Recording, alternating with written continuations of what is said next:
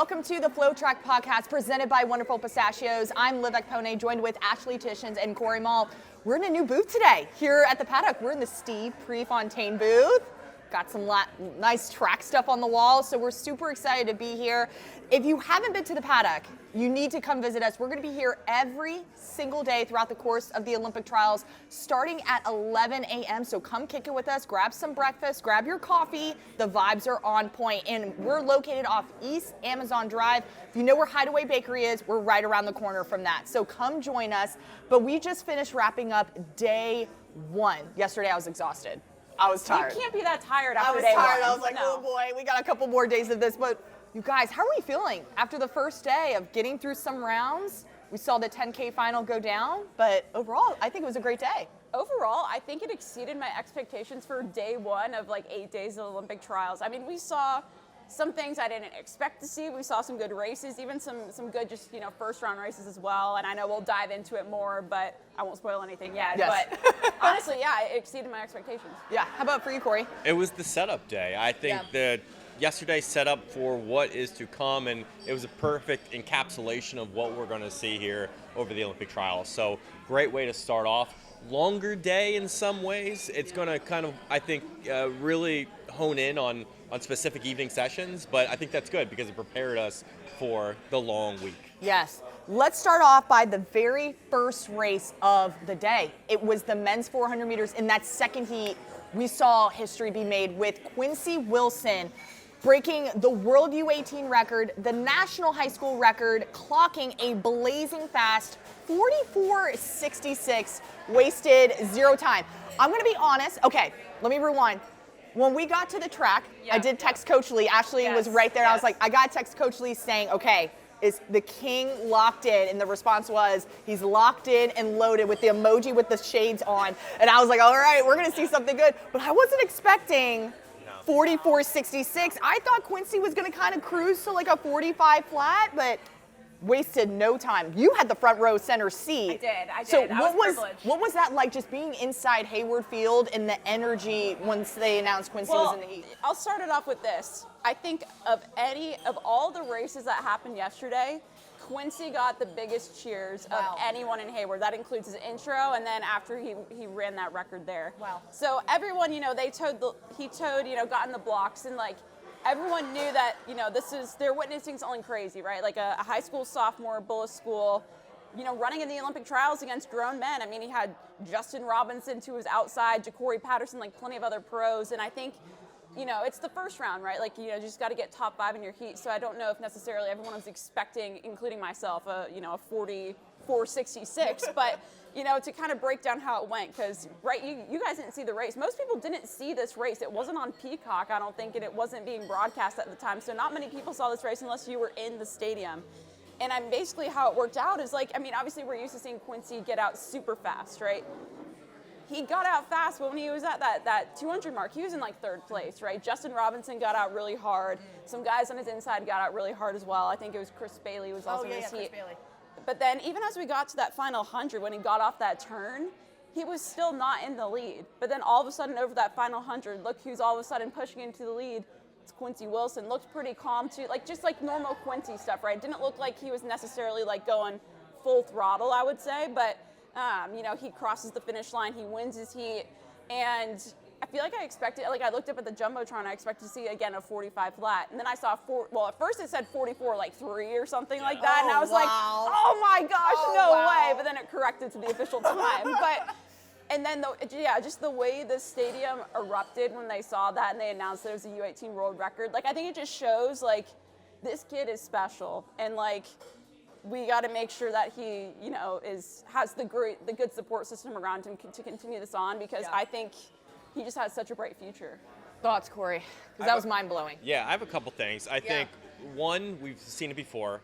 He ran 44.3, I think, at Penn Relays in the 4x4, right? Yeah. So we've seen 44s out of him, and he was prepared from Penn. That's the first thing. Two, contextualizing the times. The World U18 mark was great. 44.84, he passed Justin Robinson, who set this previously. But the more impressive time that he passed was Darrell Robinson's 1982 high school national record, which was 44.69. Just crashed both of those in an instant. I think that was incredible. I think the beautiful part about Quincy is people look at him and they do not expect what they get out of him. Yeah. That's what's so awesome about this. He looks like a 16-year-old. He acts like a 16-year-old, but he runs like a man. He runs like a man. And, I think part of him running so fast was leave no doubt. Put my stamp on this first round of action and make these guys know who I am. Chris Bailey said it afterward. He said, I was expecting Quincy to run fast, not that fast. So I think it was a statement. Quincy's got to go into the semifinal and really have that same energy now to get, what he showed the first round. But I thought it was an incredible race and well-deserved. I want to piggyback on what you said about him acting like a 16-year-old. So I was in the content lounge. His parents snuck on the edge. And all of a sudden, he's doing, they're doing fun things in there, right? They're showing off and doing dance moves. And all of a sudden, Quincy just starts, dancing. And his mom looks at me, and she was like, typical 16-year-old. And I was like, yeah, he's just having fun, as he should be. So I thought that was just so impressive. Again, I saw, the last 100 meters as I zipped around. I was in the Mixo originally, didn't see it because it wasn't on Peacock yet. Ran to the content lounge, saw the last 100, and I was like, oh, my goodness gracious, what a time we saw. Do you think people start embracing sort of that moniker that's kind of going around now, King Quincy?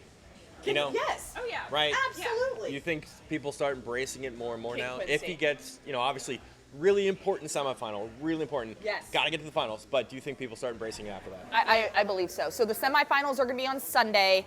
Finals are on Monday. So he's resting up today. He's probably gonna have a nice little shakeout, probably at the track, and then come Sunday, that's when it's gonna get sticky. Real. It's gonna get real. Yeah. So you got to get through those rounds. I want to highlight really first before we move on. Quincy Wilson had the second fastest time from the prelims. The fastest qualifier was Quincy Hall, who went 44.6. So the fact that he was right there in the mix really just shows what King Quincy can do. So Quincy. Crossing our fingers, making it through to the semis. All right. Speaking of someone else that ran really fast, it wouldn't be a podcast if we didn't talk about Sha'Carri Richardson. Stumbles out of the blocks, shoelace is untied, comes from the behind, and still goes 10-point. Absolutely, what? I don't even know what I saw yesterday, to be honest. It looked so smooth though, and the fact that she was able to make it up was incredible. Yeah, I think. Did she wrong step out of the blocks? It looked like her lead. She stepped down firwn with her opposite foot, it looked like, and then she kind of stutter stepped. It was a stutter into her drive. Yeah. It was definitely a stutter step. Yeah. Bad start. Bad start. She was obviously the last person that, Right. coming out, and it's oh shoot, you see that? It's dang, this could be bad. But then, her top end speed, no one's stopping that right now. Yeah. You know what I mean? And I think that's almost the more scary thing, right? She wrong steps out of the blocks and she stumbles. She has a spike that's untied, yet she still runs 10.88 and runs the fastest time of the first round. And it makes you wonder, okay, once finals come today, which will be later today, once she has those pieces put together, what's she gonna run? Can anyone even stop her? Yeah. Yeah, I don't think so. I think, any other woman in that situation, they're fighting to qualify. She ends up winning the heat and runs the fastest time, as you said. Fastest woman in the world, I think she knows it at this point. So the challenges that she goes through, very minor ones at that, she understands how to get past them. And I think that's really, we knew Sha'Carri was going to get through. We knew that. We knew that. I think the bigger story is what we saw around her, right? Who are the women that are going to fill in those slots right now? Because you had, I think when I'm looking at it, I think I have, four women I'm looking at for 3 spots. Mackenzie Long, Tamari Davis, Melissa Jefferson. Those are, in my book, those are the women that are fighting for that. What are our thoughts here? Because Long ran incredibly well, so did Jefferson. I think Davis still put her name in the book too. Yeah, I was really impressed by, first of all, Mackenzie Long running that 10.94, looked effortless. My third pick, though, I appreciate yours, but I have to put Aaliyah Hobbs in there. We've talked about how she's just been knocking at the door. I feel like it's her time, and she went 10.97. So, and also Melissa Jefferson looked very smooth, ran a season's best of 10.91, like you said. So there's 5 girls that we're just even now having conversation about who can fill in those spots. So again, semifinals are today, and the finals are going to be, I think, one of the last events of the evening. So everybody's going to be in their seats. But what were your thoughts? Corey and I shared our top 3. Who do you think is gonna? I think Today's the day. So when I originally made these picks, I'm pretty sure I put Sha'Carri, Mackenzie Long, and Aaliyah Hobbs. But Okay. I think after watching the first rounds, I kind of want to slot Melissa Jefferson in at third. Like she looked very smooth, very controlled. You know, she's been, even though she's like still a new pro, like she's won NCAAs before. Like she knows what it takes to perform on this stage. I think even though she's trying to get her reps in, like she's trying to make the Olympic team here, and I think that 10:91, that season best, is a really good start going into today. Yeah, and I just remember seeing on the broadcast too, inside the lounge, like she was clapping when they were like showing her reaction. So that just shows me, okay, you clocked a season's best at trials, which means you're peaking right now, which is the time to do it. So, Corey, I knew you were about to say something. No, I just think in the finals, it's not going to be about time. No, it's not. It's You're about trying to finishing the race, because anything can happen, I think, in those final meters. Right. So, you know, it might be Richardson, Jefferson, Long, Hobbs, Davis here, but easily can change. We saw last year, outdoors, Noah didn't win the 100. Yeah. Right? Sure. So, I mean, I'm not saying Richardson won't, but I'm saying a lot can factor in. Anything can happen at trials. Literally anything. Anything. All right, so that does it for Sha'Carri. Let's talk about the final, the 10K. We medaled, we got our top 3 already. Waved the flags, did the thing. We have Grant Fisher, Woody Kincaid, Nico Young to grab that 3rd spot. Ashley, you, again, had the privilege of being... We all were there, Corey and John. Yeah. But I was in the back, so I wasn't able to see most of this race, but you had like a front row center to this event. So what was that like? And just talk to us, like what were some of the big takeaways you had? So yeah, me, Corey, and John were all sitting there in the all of photography. you guys made Yeah, we all were sitting there just watching it together. Were in the... Yep. Wow. I mean, it's a 30-minute race basically, so. It's all good. Go ahead. So anyways, we were sitting there, and it was an interesting race, right? Like it was a race of surges. I know we were talking about that a whole bunch. Like just seeing how it played out, right? Let's go from the beginning. How about that? Race starts. Who shoots out like a rocket? Connor Mantz of all people. Right. Oh, man. And we were all like, oh man, is Connor Mantz trying to just pace this race? Because obviously he's going for the marathon. And he kind of said, well, I saw an Instagram post earlier this week, and he said something like, well, I'm in the middle of marathon training, but I qualified for the 10K, so I might as well do it. And so, he leads the way, and it was almost like I was just kind of waiting for him to like drop off, and I think that was the original intention, but he did end up finishing the race. But like eventually though, like so it was him and it was Grant and Woody and Nico, and then also Paul Chalene were kind of going out with him. But then it was just like at times like they would slow back down, and like the chase pack would catch up. That was kind of led by Drew Hunter there, and then it was just a lot of ebbs and flows to the race until about, I would say, that final 1,200 meters, and that's when Grant Fisher really took control. I mean, he split 3 minutes over the final 1,200 meters. I mean, at the end of a 10K, that's pretty crazy. And then over at the end, too, over the final lap, it was a battle between Woody, Nico Young, and then Drew Hunter, which I think that's a whole nother story that we need to get on. But I think honestly it was a great race to watch, an entertaining 10K with, like, again, lots of changes and stuff like that. And yeah, honestly, it's fitting though. Like, I mean, these were the 3 guys that had the Olympic standard going into the race, and they're the 3 guys that come out going to Paris. Yeah. I'm not gonna lie, Nico Young, I was on the edge of my seat. I'm like, come on, Nico, hold on. Drew Hunter had a great race too. But Corey, I didn't realize you were up there too. So from your perspective, what was going on? I feel like we all watched the race, but I mean, it was a race. Yeah. Through and through, it was a race, and in some ways, it might mirror kind of what an Olympic final might look like, with surges here and there. Connor in the mix zone said that going into the race, his coach, I think it's Ed Eyestone, said, run 65s. And Connor's like, I want to run 64s. So he runs 64s, and then after he finishes, he's like, I should have ran 65s. So, I mean, Connor was an interesting interview afterward, because I think his race in itself was all over the place in some ways, but he didn't have a lot of preparation in terms of 10K training for it. He had one speed session really in form, heading into the 10K. It was built on the marathon training. But he took it out. I think it created a semblance of the race early on. But, just looking at it, Grant did a great job with that final 1,200 meter move to, move away from Woody, who he closed in 55, I think. 55 point. If you leaves any more room for Woody, I think that goes another way. But Grant's healthy 100% this year compared to last year, and I think this was his time to win. And that he said that was his pure motivation. Go out there and prove that I am the best in the U.S. at the 10K, and now from this point, go after a medal. But Grant Fisher got the job done in the 10K. Yeah, absolutely. It was, as you mentioned, just an amazing race to just watch. And once Grant Fisher dropped the hammer, there was no stopping him. No one was able to close the gap. 27:49 to bring home that national title in that 10K. So Drew Hunter?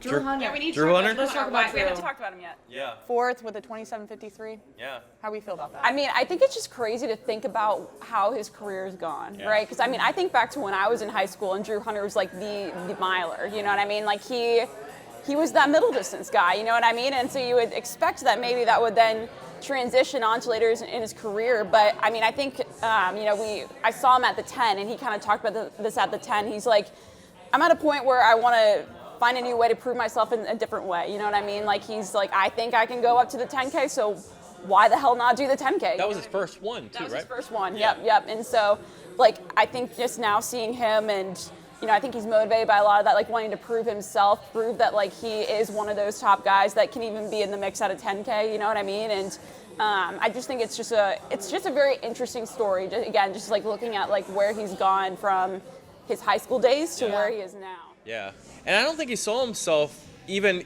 when we talked to him in Boston. He ran a 5K on the road. Oh, yeah. We I think you and I were there. Yeah. We asked him sort of what is the overall career trajectory at this point, or just even in this year, and he said when he was looking at the trials, he was looking more firmly into trying to get 15 5K qualification. He wasn't really thinking about the 10K, but this ends up being a really good place for him, and finishing fourth, I think. He's still young enough where I think he's got more opportunity. Yeah, right? I agree. And this was a great moment for him to, I think, capitalize off of a great.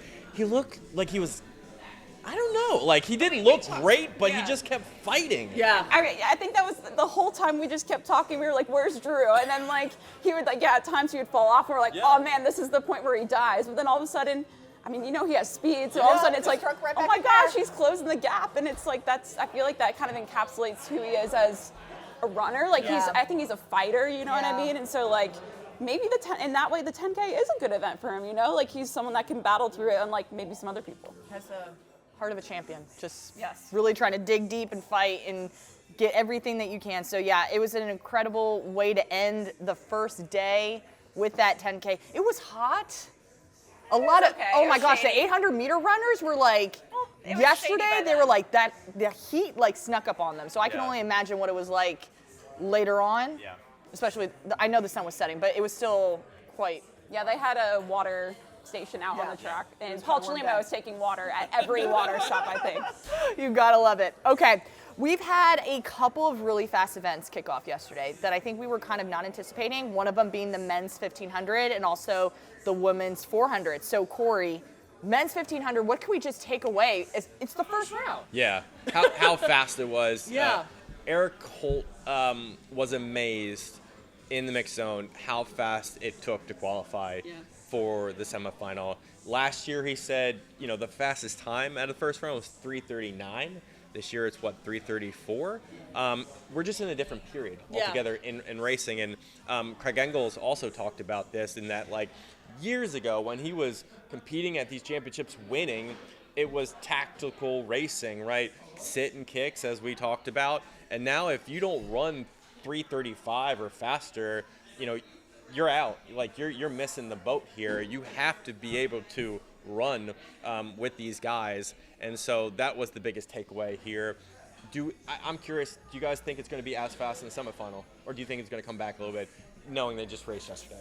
Maybe it does come back just a little bit. So, like, maybe we're thinking high 330s, maybe like a 337, 338. Like, I don't know if we'll see a 334. Maybe that was like just some of that, like, like you have some of the butterflies, and you just go out there and instinctively run fast, maybe just a little bit faster than you want to. And so then you get almost like those first round nerves out of the way, and then maybe you can settle in and play it more tactically.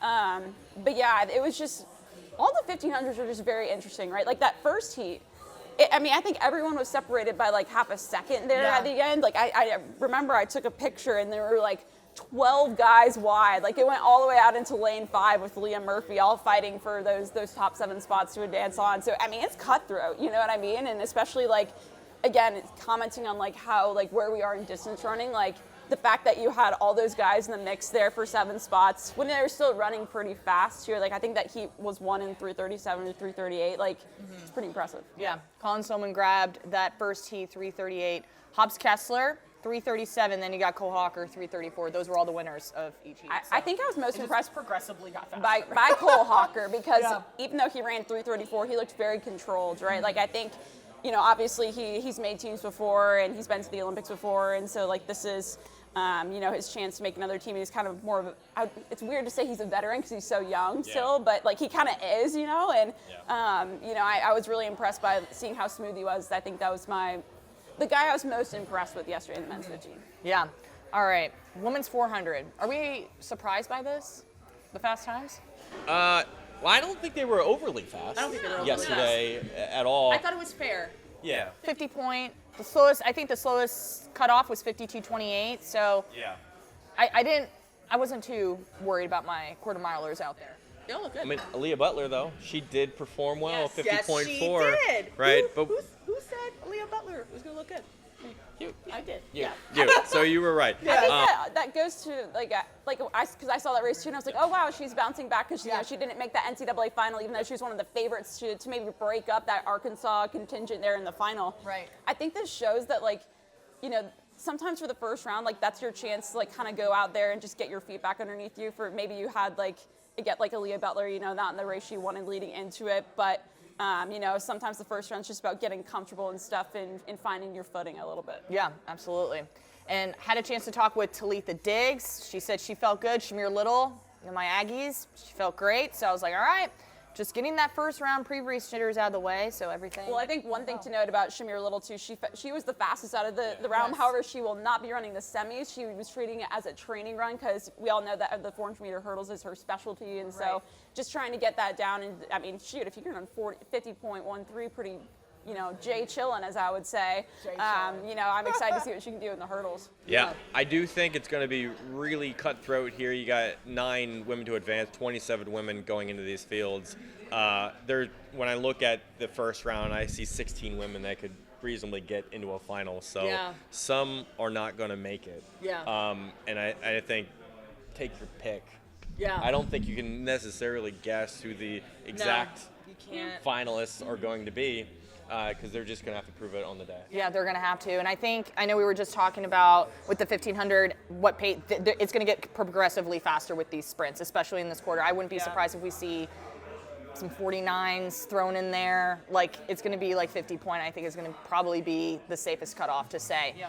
So, again, just got to stay tuned. Take your pick, and may the odds be forever in your favor at that point. All right. Okay, Hunger Games.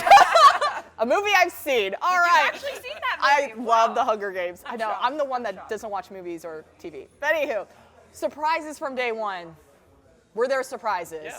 Oh, absolutely. There were. Yeah, I mean, obviously, there weren't a whole lot, but there were some still. Yes. You know, I think the biggest surprise for me was in the men's pole vault. Casey Lightfoot, one of the favorites to make the Team USA, did not qualify for the finals. He didn't make it out of the first round. He failed to clear 560. He finished 16th in the first round, and he won advance. So that was pretty surprising to me. Yeah, I remember texting you. I was like, because it was on the TV screen. I'm watching it, and all of a sudden he missed it. I was like, okay, what happened? And then all of a sudden it shows that he only cleared 5.5 meters. And I was like, oh, that's a big one. Yeah.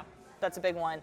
I don't want to say I was surprised, but I'm kind of surprised. But again, we have a lot of NCAA athletes competing at these Olympic trials. And so for like athletes like Parker Stokes, who was the NCAA champion, to not make it through the 3,000 meter steeplechase, and I had Ahmad Robinson as my third place finisher in this 400. I'm like, Ahmad, oh my gosh, that one hurt me a lot. 46 on the day yesterday. So they've had long seasons. And again, I think we've talked about this too, like where's their strength at right now? A lot of them are just tired. It's been months and months of training, and you have these pros that are peaking for this moment. So we're going to see some things kind of shake up a little bit. Yeah, Mod was on my list too as someone who could potentially make a team, and very surprising here. On the other, Ryan Willie, I don't know what's going on there, but he ran 46.5.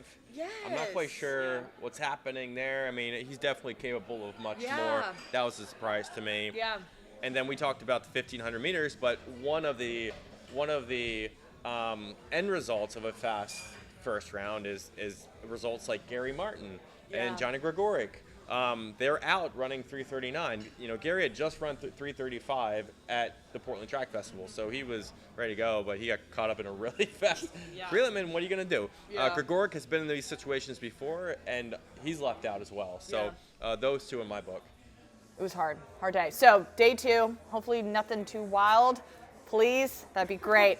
All right, last topic before we say see you later and see you at the track. Joe Kovacs, Ryan Krauser only needed one throw to make it into the shot put final. Boom, one and done. They're 2 of the best in the world, so. What can I say? One and done. Not surprised here. Just get the job done. I have written down big men doing big men things. I love it. Yeah. That's good. That's good. I think it's just interesting to me now because now we'll have the final today, and I think it's always exciting to see them match up, you know, because again, they're 2 of the best in the world, and you know, Krauser may win some, Kovacs may win some. You know, Krauser, I think it's interesting because he's making his season debut here at the Olympic trials, whereas Kovacs, he had a really impressive performance at Prefontaine Classic, and so I'm just excited to see how these guys duke it out, you know? Yeah. Who did we have for our picks for this? I think I put Ryan Krauser. Same. I did ask Ryan Krauser a off-tangent question. Do you think you know what the question might have been? It's about movies. No. It was about Jackson Cantwell. Oh, that's a great one. Yeah. What did he say then? Well, Ryan threw 77 senior year in high school indoors, got injured, only ended up throwing 72 outdoors, but he told me that he was going for Michael Carter's record when he was high school, but things didn't shape up. He said Jackson's capable. 74-9. Things have to fall in place in order for that to happen, though, because he's a good example, right? He was on pace and then injury, right? So it's not. He said he has the talent to do it. It's just a matter of putting all those factors together and making sure you're healthy when you go after it. But no better person but Jackson Cantwell right now at 16 to go after that. Yes, that's incredible. Yeah. Huge fans of him. Yes, very big fan. Excellent. All right, as Ashley mentioned, shot put finals are today. Here's what you can also expect. Semifinals and the finals of the women's 100 today. Women's triple jump and men's shot put finals are today. Semifinals of the 1500 and the 400, you can expect that. Prelims of the men's 100 are today. Noah Lyles, Christian Coleman, Christian Miller. Well, that's going to be spicy. Oh, I can't wait. I'm excited for that one. I cannot wait for that. And then the men's long jump and the women's triple jump, women's high jump, prelims will begin today. So that will do it for the second day here at the paddock for the FloTrack podcast presented by Wonderful Pistachios. So thank you guys so much for joining us. Please come see us. We're going to be here every day, 11 a.m., but we'll also be at the track, so we'll see you at Hayward.